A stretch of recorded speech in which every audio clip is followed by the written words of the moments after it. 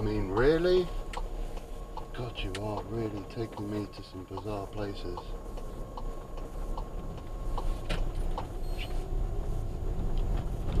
Oh, f me, come on. I mean, this is, I know you like to go down the country lane, but this is just ridiculous. I mean, if I come across a oh, really? Oh my God.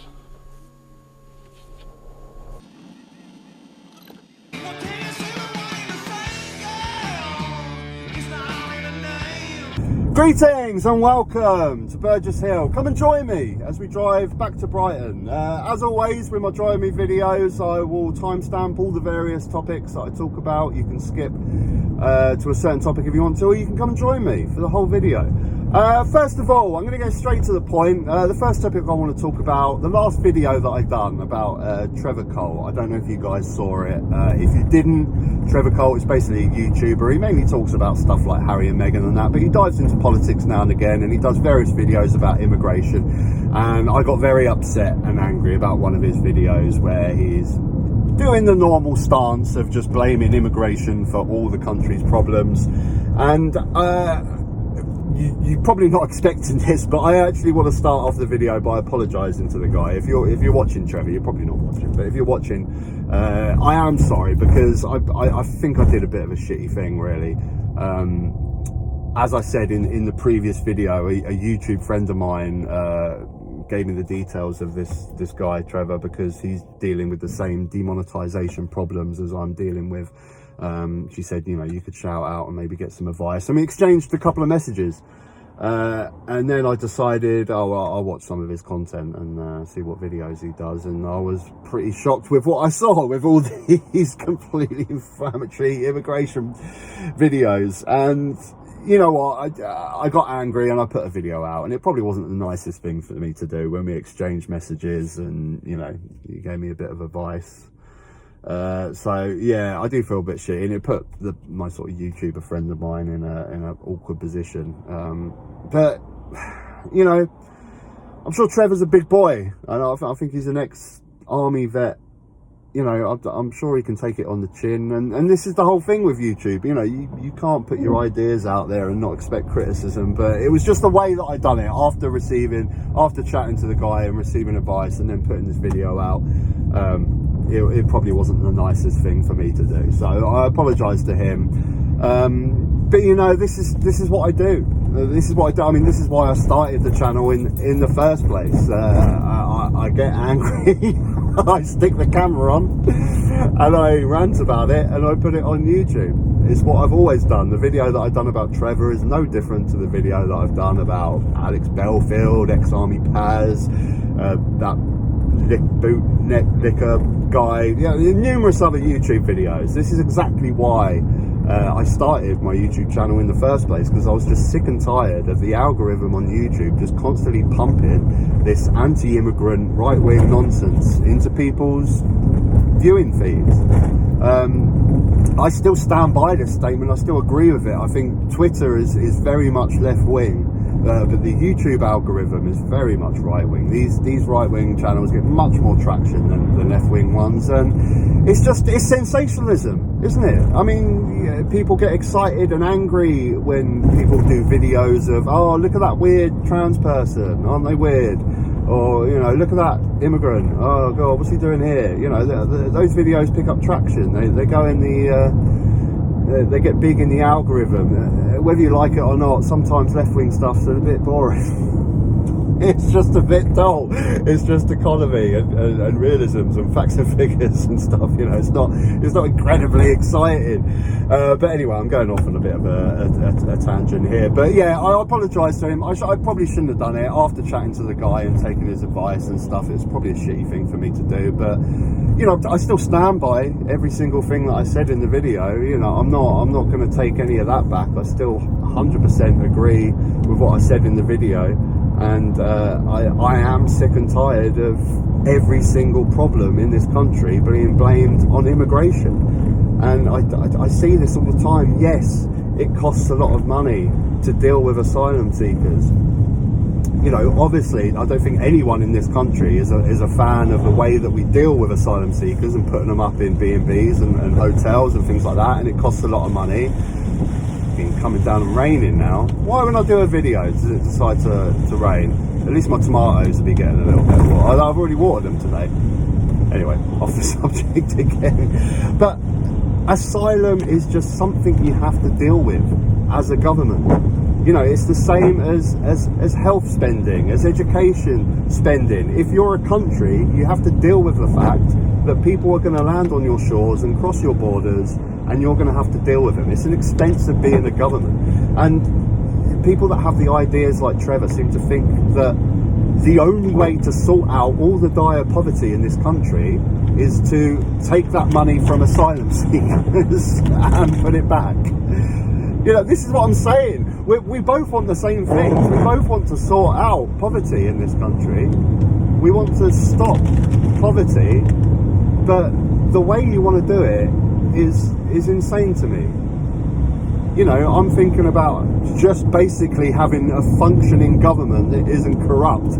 For starters, you'd save a lot of money.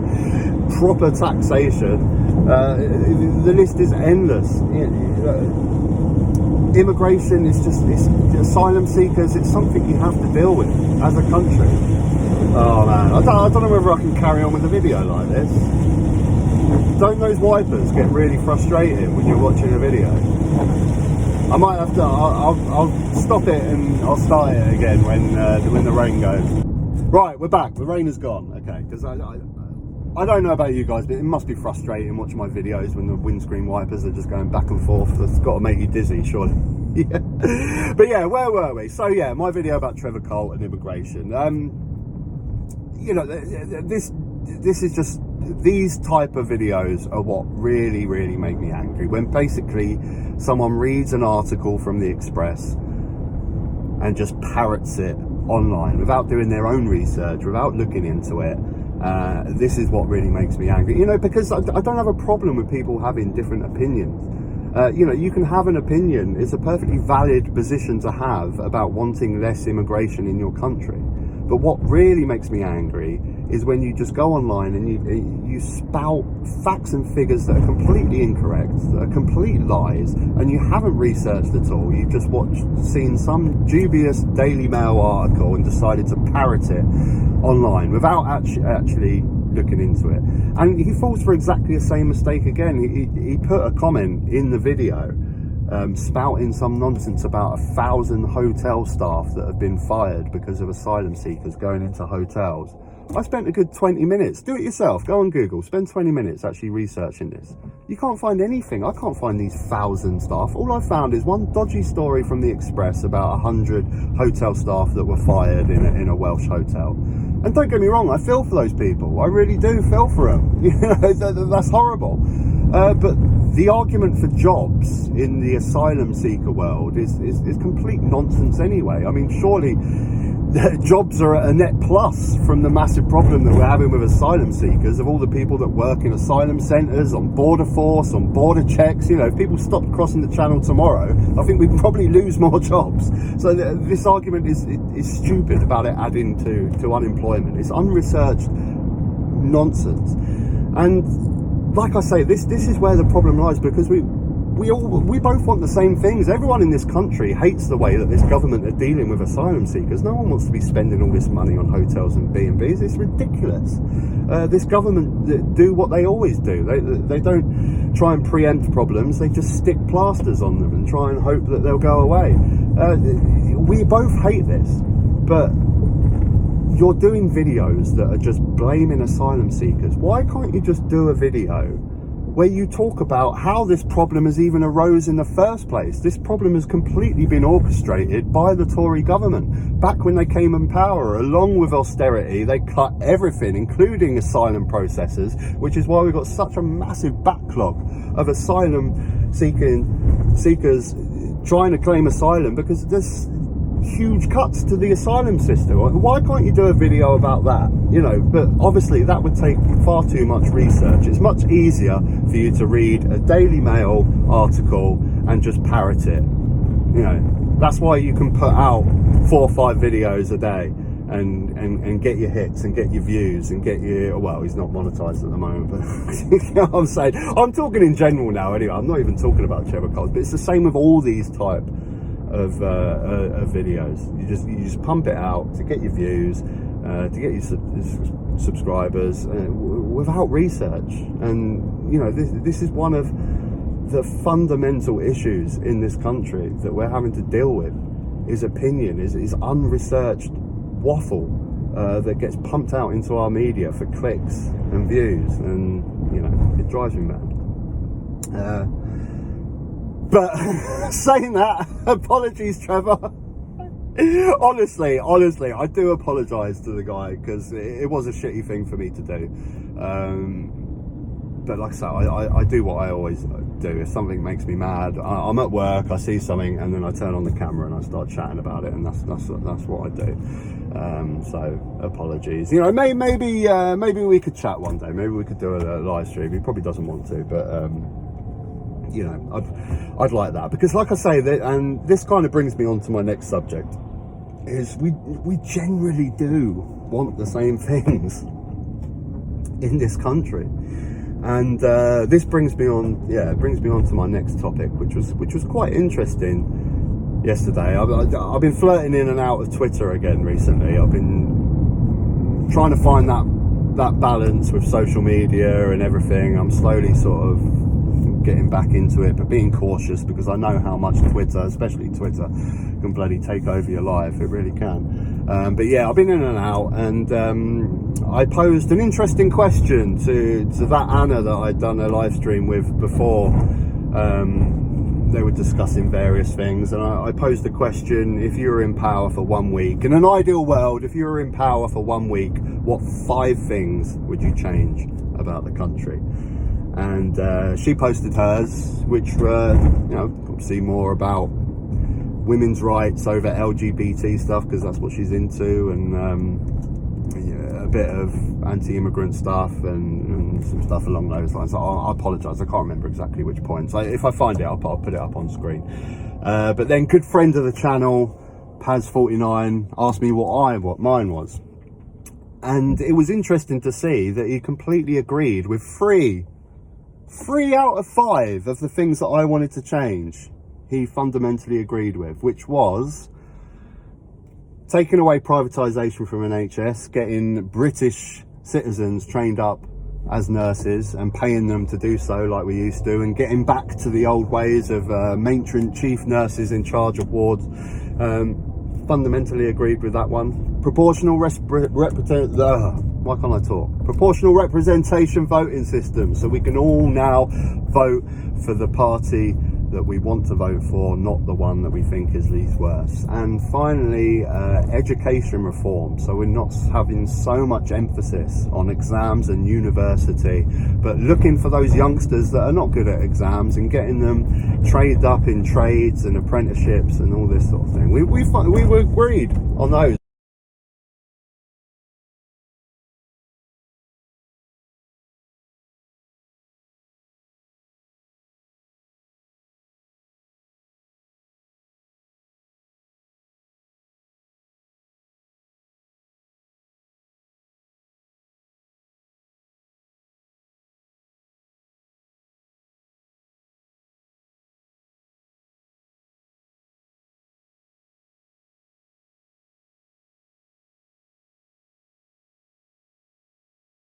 And you know, this comes back to what I'm saying. Fundamentally, we do agree on the same things. Everyone in this country wants to get rid of poverty. You know, we want to have better education. We want to have better healthcare. We want safe streets. We want all the same things. I think really the only fundamental difference between the left and the right is just how we go about getting those. And I think we have vastly different views on them, and the way that the media is focusing our attention on how to get those things. It's interesting. Apologies, camera issues. Sorry, I'm having a lot of issues today. I don't think I've done one of these long drawn out videos for a while, so I'm having camera problems. I don't want to be going this way, actually. Jesus, I completely forgot. Some of you guys might know that there was a massive fire on the seafront. Well, it's been going on the last couple of days, where the Royal Albion Hotel, it was actually the hotel that me and my wife had our wedding reception at, caught on fire. It was on fire for like 24 hours. They just couldn't put the thing out. I was about to go towards the seafront, but I just realised I don't want to be doing that, because that's where all the crazy traffic is. I think they've still got one part of the road closed off. So yeah, I really don't want to be going down to the seafront. So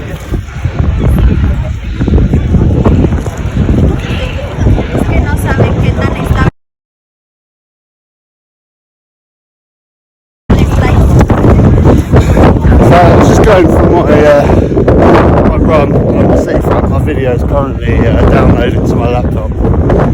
I thought I might as well show you first down as soon as I'm passing. It's pretty dire. It's unfortunately going to turn into another decaying part of the city, like the terraces on the seafront.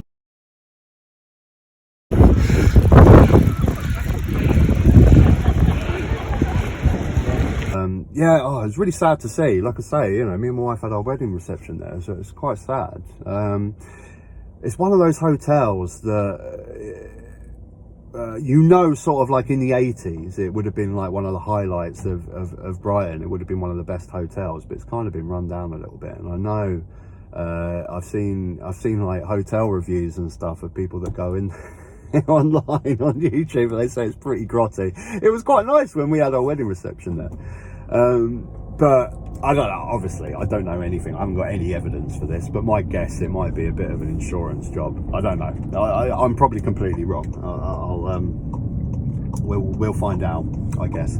But we're quite partial to some dodgy arson here in Brighton. The big story about how the old pier, the pier in Hove, got burnt down. At 20 to 11, the poor old West Pier is burning. Was because they were going to renovate it, and the owners of the West Pier didn't want the competition and burn it down. We're quite partial to a fire here in Brighton for the wrong reasons, so I'm always sceptical when I see stuff about fires. But yeah, I don't want to be going down the seafront. I want to be going. I want to avoid that as much as I can. Where was I in the video though? Yeah, so I was talking about the agreement between us on the left and the right, and it's really interesting, and I guess that kind of puts me on to NoJustice done a really good video recently about whether a lot of the Novara media folks have been going on GBNews. NoJustice channel, I'll put a link down below. Great, she does fantastic videos, really good. But it brings me around to that point. A lot of people are getting sceptical about folks from Novara media going on GB News. Oh, you shouldn't legitimise their... It's rubbish. It's absolutely legitimised. They're already legitimised. You know, they're a news broadcaster, whether you like it or not. They're here to stay. They ain't going anywhere, and they've got 1 million YouTube followers. So why would you not take the opportunity to go on their show and combat their ideas? This is the thing. We need to talk. Both sides of the argument need to talk. I've always been a massive advocate of it. I've tried it myself. You know, I'm not the best. You know, but you learn, don't you? This is how you learn. I'm really not the best at debating these things between the left and right. I try my best to get my ideas across, but it's good. I think it's always good to talk about these things, and it's with the Novara media guys, you know, they've got a chance. That I think the big thing that NoJustice was trying to get across is that they got the chance of getting big viral moments across if they can make some of these ideas look stupid. We had it with Mike Graham and the concrete story with Just Stop Oil. You know, that guy made him look silly, and that video went viral. Well, you can grow all sorts of things, can't you? Well, you can't grow concrete. You can. Or if you get the opportunity to do these things, you've got to do it, because that's what GB News is. They're not there for profit. We know they're losing money. They're there to spread their ideas, and they do it through viral videos, the day-to-day nonsense that they put out. Yeah, a few people are watching it, but the overall reason they're there is to get those viral videos. And if you can do the opposite thing on the other stretch, then you know that's great. So yeah, anything else I wanted to talk about? What are your thoughts? Do you think it's good to talk? I know that a lot of people have criticised me when I've got right-wing people on the channel and stuff, but I think it's always good. I think it's always good. Let me know. If you watched the whole video, thank you very much. I appreciate it. If you didn't, I still appreciate that too. If you made it to the end of the video, I never say this, I'm going to start saying it. Why not subscribe? I appreciate your subscribe, and I appreciate the like on the video. If you enjoyed what I got to say, then do that. Thank you very much for watching. Till next time, take care.